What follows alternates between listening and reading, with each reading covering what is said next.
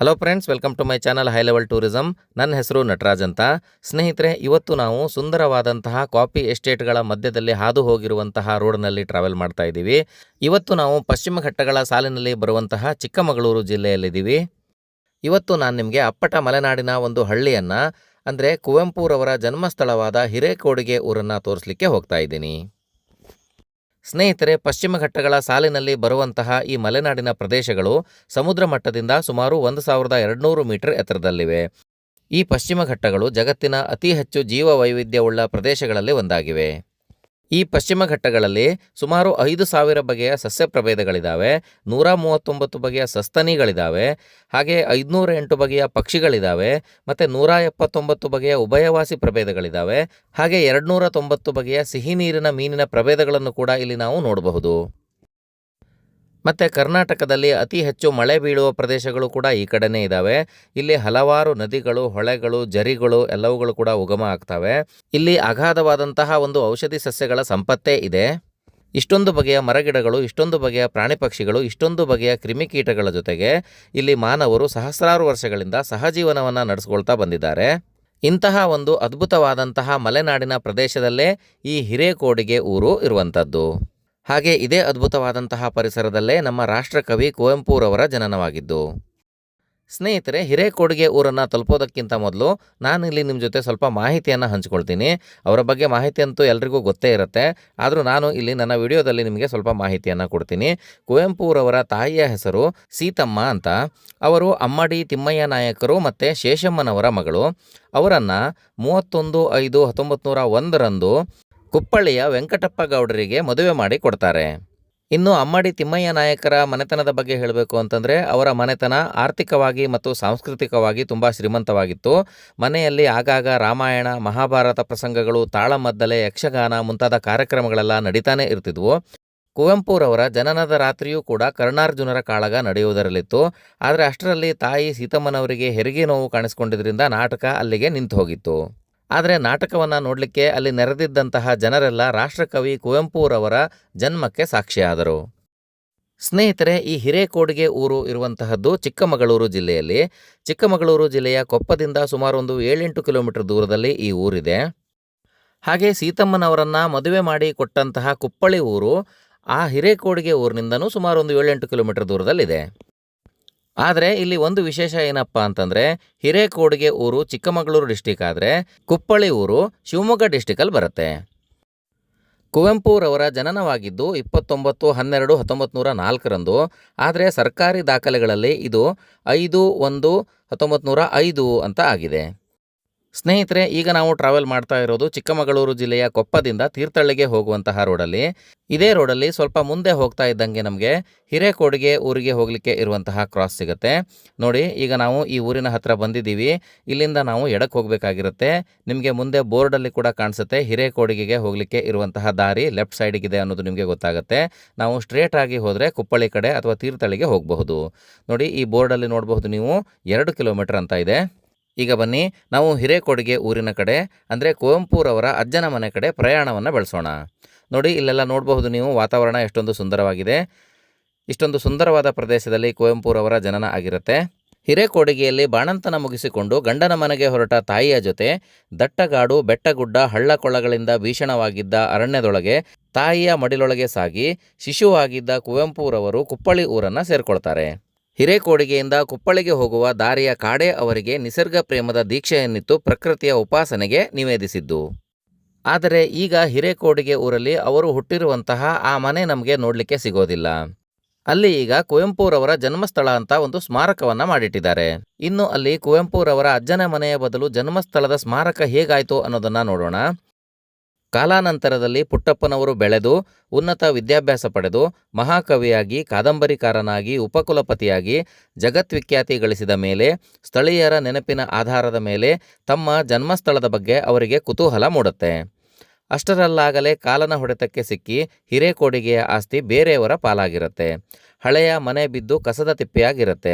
ಆಸ್ತಿಯ ವಿಚಾರಕ್ಕಲ್ಲದಿದ್ದರೂ ಅದು ಮಹಾಕವಿಯೊಬ್ಬ ಭೂಸ್ಪರ್ಶ ಮಾಡಿದ ಜಾಗ ಎಂಬ ಕಾರಣದಿಂದ ಮಲೆನಾಡಿನ ಪ್ರಮುಖರಾದ ಅಲಿಗೆ ಪುಟ್ಟಯ್ಯ ನಾಯಕರಂತಹ ಕೆಲವು ಸಹೃದಯರು ಮನೆ ಇದ್ದ ಜಾಗ, ಸೀತಮ್ಮನವರು ಮಗುವಿಗೆ ಜನ್ಮ ನೀಡಿದ ಸ್ಥಳ ಎಲ್ಲವನ್ನೂ ಗುರುತಿಸ್ತಾರೆ. ಅಲ್ಲಿಗೆ ಪುಟ್ಟಯ್ಯ ನಾಯಕರು ಕುವೆಂಪುರವರ ಜನ್ಮದಿನದಂದು ಹಿರೇಕೊಡಿಗೆಯಲ್ಲಿ ಒಂದು 7-8 ವರ್ಷದ ಬಾಲಕನಾಗಿರ್ತಾರೆ. ಆ ಜಾಗದ ಬಗ್ಗೆ ಪುಟ್ಟಯ್ಯ ನಾಯಕರಿಗೆ ಏನೋ ಒಂದು ರೀತಿಯ ಅನಿರ್ವಚನೀಯ ಮಮತೆ. ಹಿರೇಕೊಡಿಗೆ ಮನೆ ಇದ್ದ ಜಾಗವನ್ನು, ಜಮೀನನ್ನು ಕುವೆಂಪುರವರಿಗೆ ತೋರಿಸುವುದು ಅವರ ಆಸೆಯಾಗಿತ್ತು. ಅದರಲ್ಲಿ ಅವರು ಯಶಸ್ವಿ ಕೂಡ ಆಗ್ತಾರೆ. ಕವಿ ಭೂಸ್ಪರ್ಶ ಮಾಡಿದ ಜಾಗದಲ್ಲಿ ಏನಾದರೂ ಸ್ಮಾರಕ ಸ್ಥಾಪಿಸಬೇಕೆಂಬುದು ಪುಟ್ಟಯ್ಯ ನಾಯಕರ ಧ್ಯೇಯವಾಗುತ್ತೆ. ಅದಕ್ಕಾಗಿ ಅವರು ಸಾಕಷ್ಟು ಪ್ರಯತ್ನವನ್ನು ಮಾಡ್ತಾರೆ. ಹಾಗೆ ಅವರು ಆ ಜಾಗದ ಮಾಲೀಕರೇನಿರ್ತಾರೆ ಅವರಿಂದ ಸ್ವಲ್ಪ ಜಾಗವನ್ನು ಕುವೆಂಪು ವಿದ್ಯಾವರ್ಧಕ ಟ್ರಸ್ಟ್ಗೆ ರಿಜಿಸ್ಟರ್ ಮಾಡಿಸಿಕೊಳ್ಳುವಲ್ಲಿ ಸಫಲರಾಗ್ತಾರೆ. ಹಿರೇಕೊಡಿಗೆಯ ಅದೇ ಜಾಗದಲ್ಲಿ ಚಿಕ್ಕಮಗಳೂರು ಜಿಲ್ಲಾ ಪಂಚಾಯತ್ ಅವರು ಸ್ಮಾರಕವಾಗಿ ಮಂಟಪವೊಂದನ್ನು ನಿರ್ಮಿಸಲು ತೀರ್ಮಾನಿಸ್ತಾರೆ. ಅದಕ್ಕೆ 19/6/1989 ಹಿರಿಯ ಸಾಹಿತಿ ನಾಡೋಜ ದೇ ಜವರೇಗೌಡ ಅವರು ಅಂದಿನ ಜಿಲ್ಲಾ ಪಂಚಾಯತ್ ಅಧ್ಯಕ್ಷರಾದ ಶ್ರೀ SV ಮಂಜುನಾಥ್ ಅವರ ಅಧ್ಯಕ್ಷತೆಯಲ್ಲಿ ಶಂಕುಸ್ಥಾಪನೆ ನೆರವೇರಿಸ್ತಾರೆ. ಹಾಗೆ ಪೂರ್ಣಗೊಂಡ ಸ್ಮಾರಕವನ್ನು ಅಂದಿನ ಶಿಕ್ಷಣ ಸಚಿವರಾಗಿದ್ದ ಮಾನ್ಯ ಶ್ರೀ ವೀರಪ್ಪ ಮೊಯ್ಲಿ ಅವರು 6/1/1991 ಉದ್ಘಾಟನೆ ಮಾಡ್ತಾರೆ. ನೋಡಿ ಸ್ನೇಹಿತರೆ, ಈಗ ನಾವು ಹಿರೇಕೊಡಿಗೆಯಲ್ಲಿ ಕುವೆಂಪುರವರ ಜನ್ಮಸ್ಥಳವನ್ನು ಬಂದು ಮುಟ್ಟಿದ್ದೀವಿ. ನೀವಿಲ್ಲಿ ನೋಡಬಹುದು, ಇದು ಎಂಟ್ರೆನ್ಸು, ಏನೋ ಕೆಲಸ ನಡೀತಾ ಇದೆ. ಈ ಗೇಟ್ನ ಮುಖಾಂತರ ನಾವು ಒಳಗಡೆ ಹೋಗಬೇಕಾಗಿರುತ್ತೆ. ಪಕ್ಕದಲ್ಲೇ ನಿಮಗೊಂದು ಬಿಲ್ಡಿಂಗ್ ಕಾಣಿಸುತ್ತೆ. ಅದನ್ನೆಲ್ಲ ನಿಮಗೆ ನಾನು ಡೀಟೇಲ್ ಆಗಿ ಈ ವಿಡಿಯೋದಲ್ಲಿ ತೋರಿಸ್ತೀನಿ. ಬನ್ನಿ ಈಗ ಒಳಗಡೆ ಹೋಗೋಣ. ನೀವು ಗೇಟಿಂದ ಒಳಗಡೆ ಬರ್ತಾ ಇದ್ದಂಗೆ ನಿಮ್ಮ ಎಡಗಡೆ ಒಂದು ಬಿಲ್ಡಿಂಗ್ ಕಾಣಿಸುತ್ತೆ. ಈ ಬಿಲ್ಡಿಂಗ್ನಲ್ಲಿ ಅತಿಥಿಗೃಹ ಆಗಿರಬಹುದು, ಲೈಬ್ರರಿ ಆಗಿರಬಹುದು, ಸಭಾಭವನ ಇರಬಹುದು, ಅಥವಾ ಮೇಲ್ಗಡೆ ಇರುವಂತಹ ಫೋಟೋ ಗ್ಯಾಲರಿ ಆಗಿರಬಹುದು. ಎಲ್ಲವನ್ನು ಕೂಡ ನಿಮಗೆ ನಾನು ಆಮೇಲೆ ತೋರಿಸ್ತೀನಿ. ಈಗ ಬನ್ನಿ ಮುಂದ್ಗಡೆ ನಾವು ವಿಶ್ವ ಮಾನವ ಸಂದೇಶ ಭವನವನ್ನು ನೋಡ್ಕೊಂಡು ಬರೋಣ. ನಿಮ್ಮ ಮುಂದ್ಗಡೆ ಒಂದು ಮಂಟಪ ಕಾಣಿಸ್ತಾ ಇದೆಯಲ್ಲ, ಅದೇ ವಿಶ್ವಮಾನವ ಸಂದೇಶ ಭವನ. ಅಂದರೆ ಕುವೆಂಪುರವರ ಜನ್ಮಸ್ಥಳದ ಸ್ಮಾರಕ ಅಂತ ನಾನು ಆವಾಗ ಹೇಳಿದ್ನಲ್ವ, ಅದೇ ಅದು. ಈಗ ಬನ್ನಿ ಅಲ್ಲಿ ಹೋಗಿ ನೋಡ್ಕೊಂಡು ಬರೋಣ. ಈ ಸ್ಮಾರಕವನ್ನು ಅಂದಿನ ಶಿಕ್ಷಣ ಮಂತ್ರಿಗಳಾಗಿದ್ದ ಮಾನ್ಯ ಶ್ರೀ ವೀರಪ್ಪ ಮೊಯ್ಲಿ ಅವರು 6/1/1991 ಉದ್ಘಾಟನೆ ಮಾಡಿದರು ಅಂತ ಹೇಳಿದ್ನಲ್ವ. ಆ ಸಮಾರಂಭದ ಅಧ್ಯಕ್ಷತೆಯನ್ನು ಆಗಿನ ಜಿಲ್ಲಾ ಪಂಚಾಯತ್ ಅಧ್ಯಕ್ಷರಾದ ಶ್ರೀ BL ರಾಮದಾಸ್ ರವರು ವಹಿಸಿದ್ದರು. ಇದರ ಉದ್ಘಾಟನೆಗೆ ಸ್ವತಃ ಕುವೆಂಪುರವರನ್ನೇ ಆಹ್ವಾನಿಸಿರ್ತಾರೆ. ಅವರಿಗೂ ಕೂಡ ಬರಬೇಕು ಅಂತ ಆಸೆ ಇರುತ್ತೆ. ಆದರೆ ತುಂಬ ದೂರದ ಪ್ರಯಾಣ ಆಗಿದ್ದರಿಂದ ಅವರು ಆ ಕಾರ್ಯಕ್ರಮಕ್ಕೆ ಬರೋದಕ್ಕಾಗೋದಿಲ್ಲ.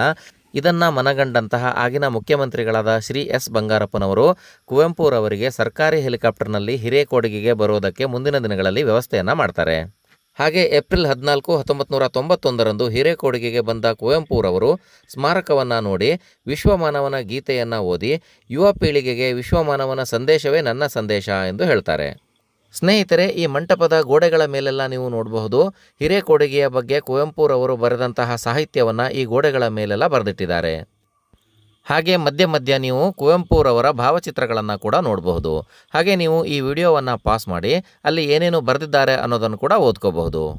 ಈ ಜಾಗದಲ್ಲಿ ಕುವೆಂಪುರವರು ಹುಟ್ಟಿದ ಮನೆ ಇಲ್ಲದೇ ಇದ್ದರೂ ಕೂಡ ಇಲ್ಲಿ ಸ್ಮಾರಕವನ್ನು ತುಂಬ ಚೆನ್ನಾಗಿ ನಿರ್ಮಾಣ ಮಾಡಿದ್ದಾರೆ. ಇನ್ನು ಕುವೆಂಪುರವರ ಅಜ್ಜನ ಮನೆ ಅಥವಾ ಕುವೆಂಪುರವರು ಹುಟ್ಟಿದ ಮನೆ ಹೇಗಿತ್ತು ಅನ್ನೋದನ್ನು ನಿಮಗೆ ಈ ಚಿತ್ರದಲ್ಲಿ ಚೆನ್ನಾಗಿ ತೋರಿಸಿದ್ದಾರೆ. ಅಲ್ಲಿರುವಂತಹ ತೋಟಗಳಾಗಿರಬಹುದು, ಗದ್ದೆಗಳಾಗಿರಬಹುದು, ಅಥವಾ ಮನೆಯನ್ನಾಗಿರಬಹುದು ತುಂಬ ಚೆನ್ನಾಗಿ ಇಲ್ಲಿ ಬಿಡಿಸಿ ತೋರಿಸಿದ್ದಾರೆ. ಹಾಗೆ ಇಲ್ಲಿ ಎದುರುಗಡೆ ಇರುವಂತಹ ಕುವೆಂಪುರವರ ಪುತ್ಥಳಿಯನ್ನು ನೀವು ನೋಡಬಹುದು. ಇದನ್ನು ತುಂಬ ಸುಂದರವಾಗಿ ಇಲ್ಲಿ ನಿರ್ಮಾಣ ಮಾಡಿದ್ದಾರೆ. ಹಾಗೆ ಈ ಮಂಟಪದಿಂದ ಹೊರಗಡೆ ಬಂದು ನೋಡಿದಾಗ ಕುವೆಂಪುರವರ ಅಜ್ಜನ ಮನೆ ಜಮೀನು ಎಲ್ಲೆಲ್ಲಿ ಇತ್ತು ಅನ್ನೋದು ನಮಗೆ ಅಂದಾಜು ಸಿಗುತ್ತೆ. ಅವರು ಅದನ್ನು ಮೊದಲೇ ಮಾರಾಟ ಮಾಡಿರ್ತಾರೆ. ಅದು ಹಾಗೆ ಬೇರೆಯವರ ಕೈಗೆ ಮಾರಾಟ ಆಗ್ತಾ ಹೋಗಿರುತ್ತೆ. ಅವರ ಅಜ್ಜನ ಮನೆಯವರು ತುಂಬ ದೊಡ್ಡ ಜಮೀನ್ದಾರಾಗಿರ್ತಾರೆ. ಬಹಳಷ್ಟು ಗದ್ದೆ ತೋಟಗಳೆಲ್ಲ ಅವರಿಗೆ ಇರ್ತವೆ. ಕುವೆಂಪುರವರ ವಿಶ್ವಮಾನವ ಸಂದೇಶ ಭವನವನ್ನು ನೋಡಾಯ್ತಲ್ಲ ಸ್ನೇಹಿತರೆ. ಈಗ ಬನ್ನಿ ಮುಂದ್ಗಡೆ ಇರುವಂತಹ ಸಭಾಭವನ ಹಾಗೆ ಫೋಟೋ ಗ್ಯಾಲರಿಗಳನ್ನು ನಾನು ನಿಮಗೆ ತೋರಿಸ್ತೀನಿ. ಸ್ನೇಹಿತರೆ, ಎದುರಿಗೆ ಕಾಣ್ತಾ ಇರುವಂತಹ ಬಿಲ್ಡಿಂಗ್ನಲ್ಲಿ ಮೇಲ್ಗಡೆ ಫೋಟೋ ಗ್ಯಾಲರಿಯನ್ನು ಮಾಡಿದ್ದಾರೆ. ಅಲ್ಲಿ ಕುವೆಂಪುರವರ ಸಾಕಷ್ಟು ಪೋರ್ಟ್ರೇಟ್ಗಳನ್ನು ಹಾಕಿದ್ದಾರೆ. ಹಾಗೆ ಬಿಲ್ಡಿಂಗ್ನ ಕೆಳಭಾಗದಲ್ಲಿ ಗ್ರಂಥಾಲಯ ಮತ್ತು ಗೆಸ್ಟ್ ಹೌಸ್ಗಳನ್ನು ನಿರ್ಮಾಣ ಮಾಡಿದ್ದಾರೆ. ಬನ್ನಿ ಈಗ ಮೇಲ್ಗಡೆ ಹೋಗಿ ನಾನು ನಿಮಗೆ ಮೊದಲು ಫೋಟೋ ಗ್ಯಾಲರಿಯನ್ನು ತೋರಿಸ್ತೀನಿ. ಸ್ನೇಹಿತರೆ, ಇದು ತುಂಬ ಶಾಂತವಾದ ವಾತಾವರಣದಲ್ಲಿ ಇರುವಂತಹ ಸ್ಥಳ. ಹಾಗೆ ಇಲ್ಲಿ ತುಂಬ ಚೆನ್ನಾಗಿ ಸ್ವಚ್ಛತೆಯನ್ನು ಕೂಡ ಕಾಪಾಡಿದ್ದಾರೆ. ಸ್ನೇಹಿತರೆ, ಇಲ್ಲಿ ಒಂದೊಂದಾಗಿ ನಾವು ಮೆಟ್ಟಿಲುಗಳನ್ನು ಏರಿ ಮೇಲೆ ಹೋಗ್ತಾ ಇದ್ದಂಗೆ ನಮಗೆ ಸುತ್ತಮುತ್ತಲೂ ಇರುವಂತಹ ಬೆಟ್ಟದ ಸಾಲುಗಳು ಕಾಣಿಸ್ತವೆ. ನೋಡಿ ಸ್ನೇಹಿತರೆ, ಈಗ ನಾವು ಇಲ್ಲಿ ಫೋಟೋ ಗ್ಯಾಲರಿಯ ಹತ್ತಿರ ಬಂದಿದ್ದೀವಿ.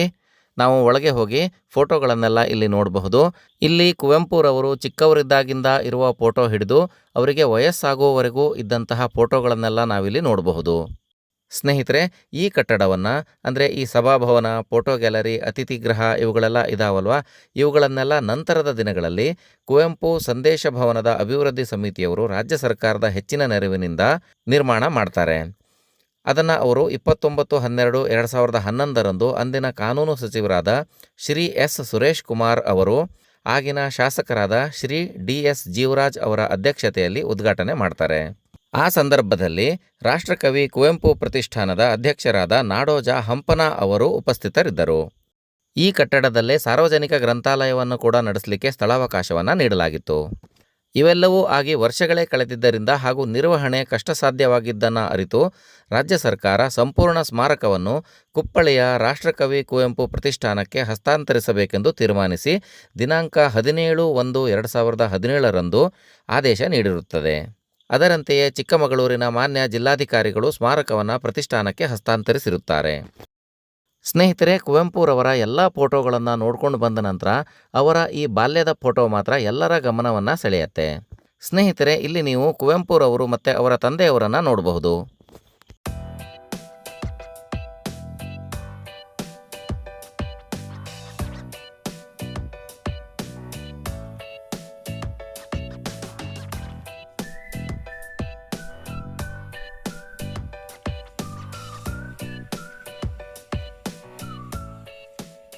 ಸ್ನೇಹಿತರೆ, ಎಂಟ್ರೆನ್ಸ್ನಲ್ಲಿ ಇರುವಂತಹ ಈ ಕವಿಶೈಲದ ಕಲಾಕೃತಿಯನ್ನು ನೀವೇನಿಲ್ಲಿ ನೋಡ್ತಾ ಇದ್ದೀರಲ್ವ, ಇದು ಮೇಲ್ಗಡೆ ಫೋಟೋ ಗ್ಯಾಲರಿಯಿಂದ ನೋಡಿದಾಗ ನಮಗೆ ಈ ರೀತಿ ಕಾಣಿಸುತ್ತೆ.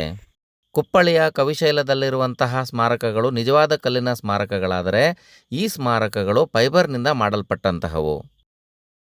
ಬೆಂಗಳೂರಿನ ಲಾಲ್ಬಾಗ್ನಲ್ಲಿ ನಡೆದಂತಹ ಒಂದು ಪ್ರೋಗ್ರಾಮ್ನಲ್ಲಿ ಕವಿಶೈಲದ ಆಕೃತಿಯನ್ನು ರಚನೆ ಮಾಡಿರ್ತಾರೆ.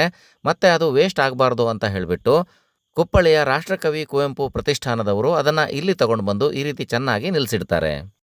ಸ್ನೇಹಿತರೆ, ರಾಷ್ಟ್ರಕವಿ ಕುವೆಂಪುರವರ ಜನನ ಮತ್ತು ಮರಣ ದಿನಾಂಕಗಳನ್ನು ಇಲ್ಲಿ ಬರೆದಿಟ್ಟಿದ್ದಾರೆ, ನೀವು ನೋಡಬಹುದು. ಸ್ನೇಹಿತರೆ, ನಿಮಗೆ ಈ ವಿಡಿಯೋ ಹೇಗನ್ನಿಸ್ತು ಅನ್ನೋದನ್ನು ನಮಗೆ ಕಮೆಂಟಲ್ಲಿ ತಿಳಿಸಿ. ಈ ವಿಡಿಯೋ ಇಷ್ಟ ಆದರೆ ಲೈಕ್ ಮಾಡಿ, ನಿಮ್ಮ ಫ್ರೆಂಡ್ಸ್ ಜೊತೆ ಶೇರ್ ಮಾಡಿ. ಹಾಗೆ ನೀವು ನಮ್ಮ ಚಾನಲ್ಗೆ ಮೊದಲನೇ ಸಲ ಬರ್ತಾ ಇದ್ದೀರಿ ಅಂತಂದರೆ ನಮ್ಮ ಈ ಚಾನಲನ್ನು ಸಬ್ಸ್ಕ್ರೈಬ್ ಮಾಡಿಟ್ಕೊಳ್ಳಿ.